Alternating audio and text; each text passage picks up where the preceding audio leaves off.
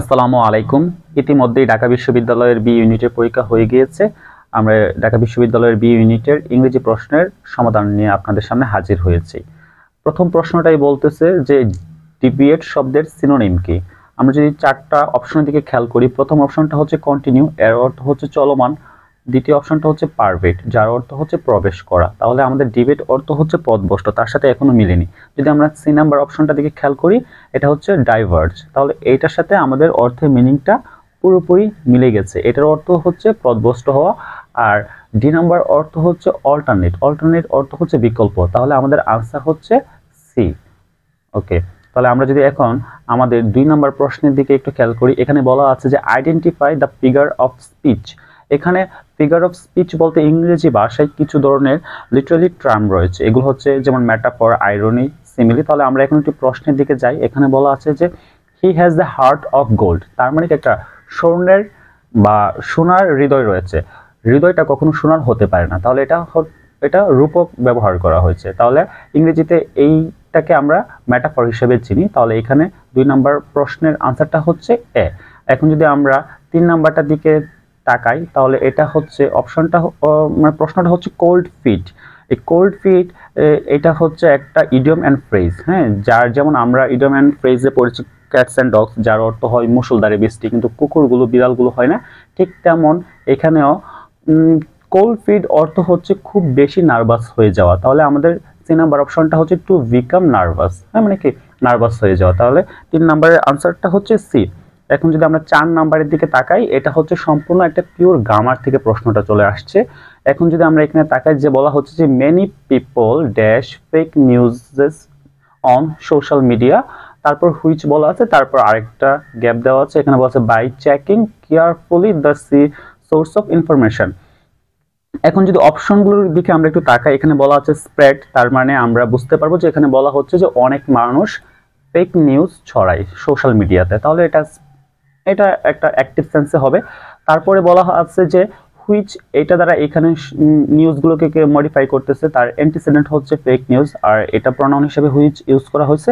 তাহলে তথ্যগুলো আমরা ছড়াতে পারে মানুষ, এটা হচ্ছে অ্যাক্টিভ সেন্স। আর যেগুলোকে পরীক্ষা করা হয় কেয়ারফুলি, যদি আমরা এগুলোর সোর্সের দিকে আমরা তাকাই, তাহলে এটা তথ্য কখনো নিজেকে, কখনো সে কি নিজে নিজে চেক করতে পারে না, এটা কি অন্য কেউ করবে। তাহলে আমরা বুঝতে পেরেছি যে প্রথম ফাঁকা জায়গাতে হবে অ্যাক্টিভ বাক্য, আর দ্বিতীয় ফাঁকা জায়গাতে হবে প্যাসিভ বাক্য। তাহলে যদি আমরা অপশনগুলো দেখাই, এই এ নাম্বার অপশনে দুইটাই বলা আছে যে অ্যাক্টিভ সেন্সে, তাহলে এটা হবে না।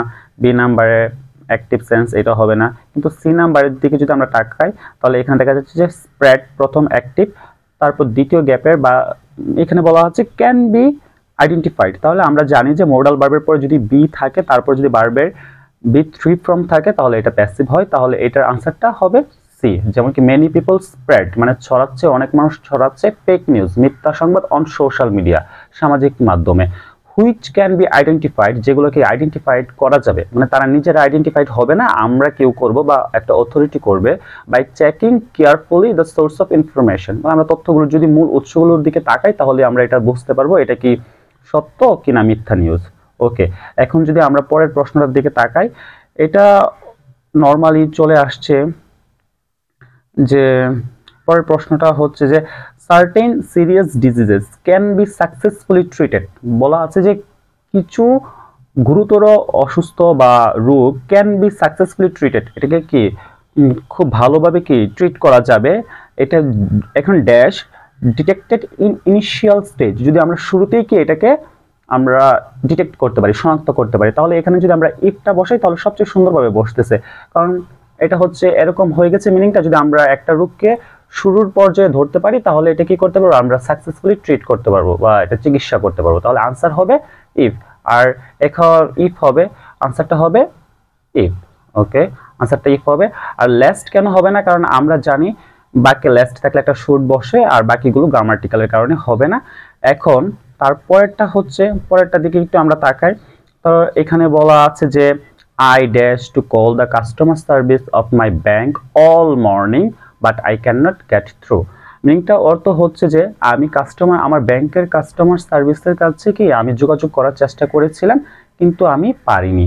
এখন দেখো এখানে আমরা হচ্ছে কোনো একটা কাজ যদি চলমান থাকে এটা প্রেজেন্ট কন্টিনিউয়াসে করি, আর কোনো কাজ যদি একটা নির্দিষ্ট পয়েন্ট বা পিরিয়ড অফ টাইম ধরে চলমান থাকে তাহলে এটা আমরা প্রেজেন্ট পারফেক্ট টেন্সে করি। ঠিক আছে, তাহলে এটা কি হবে, এই যে এখানে আমরা নর্মালি থেকে সিন্স ধরে পর এইগুলো নিয়ে কথা বলি, বা কিন্তু ঢাবি বা ঢাকা বিশ্ববিদ্যালয় তার নিজস্বতা বজায় রেখে সে কিছু ইউনিক প্রশ্ন করার চেষ্টা করে। এখানে যদি আমরা এই জায়গাটা খেয়াল করি অল মর্নিং, এখানে সিন্স বা ফর দেওয়ার কোনো দরকার নেই, কারণ অল মর্নিং দ্বারাই বোঝাচ্ছে যে সম্পূর্ণ সকাল ধরে কি সে ব্যাংকের কাস্টমার সার্ভিসের কাছে কি যোগাযোগ করার চেষ্টা করতেছে, বাট কি I can not get through, আমি কি তাদের সাথে যোগাযোগ করতে পারি না। তাহলে অপশনটা এটা হচ্ছে পাস্ট টেন্সে, এটা হবে না, এটাও পাস্ট টেন্স, এটা হবে না, এটাও পাস্ট টেন্স, এটা হবে না। এখানে অপশন রাইট আনসারটা হবে হ্যাড বিন ট্রাইং। তাহলে কি হবে, I had been trying to call the customer service of my bank all morning but I can not get through, কিন্তু আমি কি পৌঁছাতে পারিনি। ওকে, তাহলে যদি আমরা আমাদের পরের প্রশ্নটার দিকে খেয়াল করি, এটা সম্পূর্ণ হচ্ছে একটা মিনিং বেসড প্রশ্ন। এখানে বলা আছে যে দেশ hustles and bustles of the city she has found a peaceful park to take rest. বলা আছে যে আমরা যদি মিনিংটা হবে এমন, শহরের এত শব্দ বা এত কোলাহলের মধ্যেও সে কি একটা কি শান্তিপূর্ণ পার্ক বা জায়গা খুঁজে পেয়েছে বিশ্রামের জন্য। তাহলে আমরা কি মাঝের জন্য আমরা এই শব্দটা ইউজ করি, সেটা হচ্ছে অ্যামিজড, অ্যামিজড। হ্যাঁ, আর অ্যামিজড শব্দটার মধ্যে এখানে দেখো একটা এক্সট্রা ডি, এই ডিটা কিন্তু সাইলেন্ট থাকবে। হ্যাঁ, এটা ইংলিশে এটা হচ্ছে একটা ক্যারেক্টারিস্টিক্স, এগুলো একটু খেয়াল করে রাখবে। এখন থেকে যদি তোমরা প্রনাউন্সিয়েশন দিকে খেয়াল করো তাহলে অফকোর্স ইন ফিউচার তোমরা তোমাদের ইংলিশে ফ্লুয়েন্সি আরো বাড়াতে পারবে। আচ্ছা, পরের 8 নাম্বার যে প্রশ্নটা, এটা সম্পূর্ণ গ্রামার, একটা গ্রামার বেস প্রশ্ন। এটা এখানে মেমোরাইজিং এর কোনো পার্ট নেই, জাস্ট শুধু রুলটা জানলেই হবে।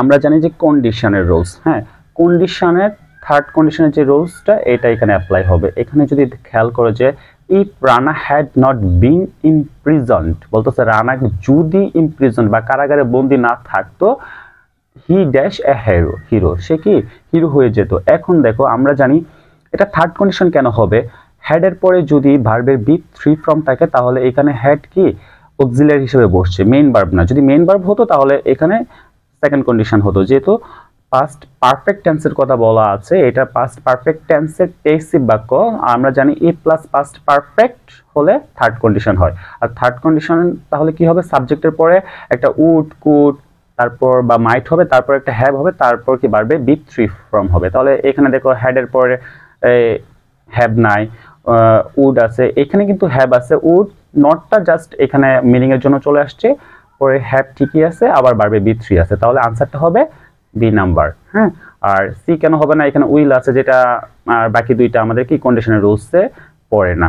ওকে, এখন যদি আমরা 9 নাম্বারটার দিকে খেয়াল করি, এখানে বলা আছে যে many people are increasingly interested in sustainable living, মানে অনেক মানুষই কি হচ্ছে দীর্ঘস্থায়ী বসবাসের উপর ইন্টারেস্টেড বা আগ্রহী হচ্ছে, which has sparked a in eco-friendly product। তার মানে কি আমরা কি যেহেতু আমরা দীর্ঘস্থায়ী বসবাস করতে হবে তাহলে আমাদের কি পরিবেশ বান্ধব জিনিসপত্র বা প্রোডাক্টগুলো ব্যবহারের প্রতি আমার কি উৎসাহী হতে হবে। তাহলে এখানে মিনিংটা হচ্ছে সার্জ অর্থ হচ্ছে ঠিক তেমন উৎসাহী হওয়া। তাহলে আমরা ঠিক এটার আনসারটা হচ্ছে এইটা।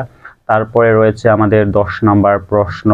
10 নাম্বার প্রশ্নটা হচ্ছে একটা অ্যান্টোনিম। হ্যাঁ, অ্যান্টোনিম বার করতে হবে কার, রিগোরাসের। আমাদের অ্যান্টোনিম খুঁজে বের করতে হবে।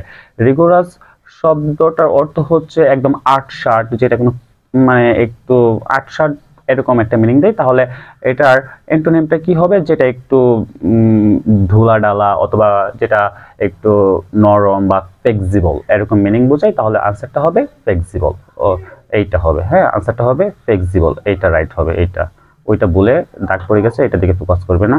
আচ্ছা, তাহলে আমরা পরেরটা দিকে খেয়াল করি। পরেরটা হচ্ছে সম্পূর্ণ প্রিপোজিশনের উপর একটা বাক্য।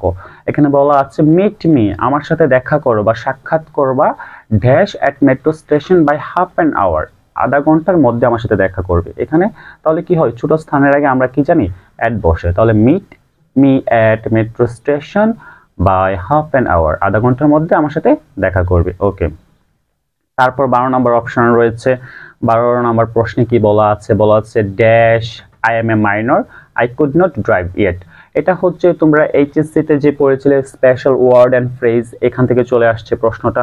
তো এটা তো একদম ইজি। বাক্যটা হচ্ছে কমপ্লেক্স বাক্য। কমপ্লেক্স বাক্যে আমরা জানি কি সাবঅর্ডিনেট কনজাংশন দ্বারা যুক্ত থাকে। এখানে যদি আমরা দেখি যে সিন্স, হ্যাঁ, যদি মিনিংটা হয় এমন, সিন্স যেহেতু কি since I M A minor, যেহেতু আমি ছোট, I could not drive yet, তাই আমি কি এখনো কি ড্রাইভ করতে পারিনি। হ্যাঁ, আর বিং, ডিউ বা ইভেনচুয়ালি এগুলো মিনিং এর দিক থেকে এটার সাথে সামঞ্জস্যপূর্ণ হয় না, এজন্য 12 নম্বরের আনসার হবে সিন্স। ওকে, এখন যদি আমরা একটু 13 নম্বরের দিকে তাকাই, এইটা সম্পূর্ণ মিনিং এর দিকে খেয়াল করতে হবে, আর আমাদের গ্রুপ ভার্ব এগুলোর উপর একটু ফোকাস করলে আমরা এটা পারবো। এখানে বলা হচ্ছে the fire fighters worked for 5 hours, তারা কি 5 ঘন্টা যাবত বা 5 ঘন্টা ধরে তারা কি কাজ করছিল টু ড্যাশ দ্য ব্লাজ। হ্যাঁ, তাহলে অবশ্যই কি ফায়ার ফাইটাররা কি আগুন আগুন আগুন নেবানোর জন্য কাজ করছিল। তাহলে এইটার মিনিংটা হবে, আমরা যদি করি তাহলে এটা জাস্ট মিনিং এর দিকে খেয়াল করতে হবে।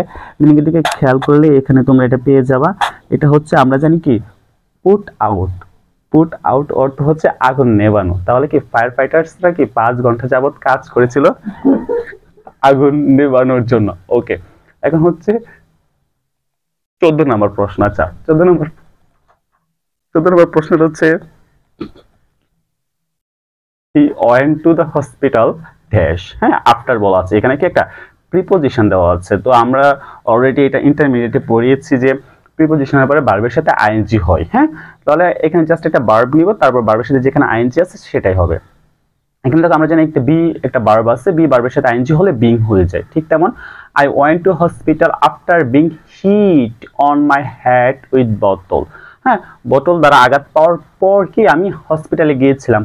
এখন অনেকে বলতে পারো যে ভাইয়া তাহলে বি নাম্বারটা কেন হবে না, বি নাম্বার তো ভার্বের সাথে হিটিং দেওয়া আছে। দেখো এখানে কিন্তু বলা আছে যে তুমি করনি, তুমি হিটিং পেয়েছো, মানে তোমার মাথায় আঘাত কেউ দিয়েছিল বোতল দ্বারা। হ্যাঁ, মাথাটা গিয়ে বোতলের সাথে ধাক্কা লাগেনি, বোতলটা এসে ধাক্কা লেগেছিল, তার মানে এটা কি প্যাসিভ সেন্সে হবে। ওকে, শেষে রয়েছে আমাদের 15 নাম্বার এবং লাস্ট অপশন, যেটা হচ্ছে চুজ দ্য ইনকারেক্ট স্পেলিং। তাহলে কি এখানে একটু ফোকাস করতে হবে। হ্যাঁ, অলওয়েজ কারেক্ট না ইনকারেক্ট এটার দিকে দেখতে হবে। এখানে হচ্ছে ইনকারেক্ট স্পেলিংটা। হ্যাঁ, তাহলে কোনটা হচ্ছে ভুল বানান রয়েছে। এখানে হচ্ছে কেবলমাত্র এক্সপ্লেনেশন। হ্যাঁ, এখানে হচ্ছে কেবলমাত্র এক্সপ্লেনেশন শব্দটাতে আমরা কি জানি এক্সপ্লেনেশন, এখানে কি বানানটা ভুল রয়েছে, আর বাকি সবগুলো বানান হচ্ছে রাইট। ওকে, এই ছিল আমাদের ইংলিশ প্রথম বা দ্বিতীয় পত্রের যে প্রশ্নটা, তার সলিউশন ঢাকা ইউনিভার্সিটিতে। তো তোমরা যদি এরকম আরো ভিডিও পেতে চাও তাহলে আমাদের চ্যানেলটা সাবস্ক্রাইব করে থাকবে। আমরা বিভিন্ন ইউনিভার্সিটি থেকে শুরু করে জব সার্কুলার সবগুলো প্রশ্নের সঠিক এবং যথার্থ ব্যাখ্যা সহ আমরা চেষ্টা করব আপনাদের সামনে হাজির করার জন্য। তো ভালো থাকবেন, সুস্থ থাকবেন, আমাদের চ্যানেলটাকে সাবস্ক্রাইব করে দিবেন। আসসালামু আলাইকুম।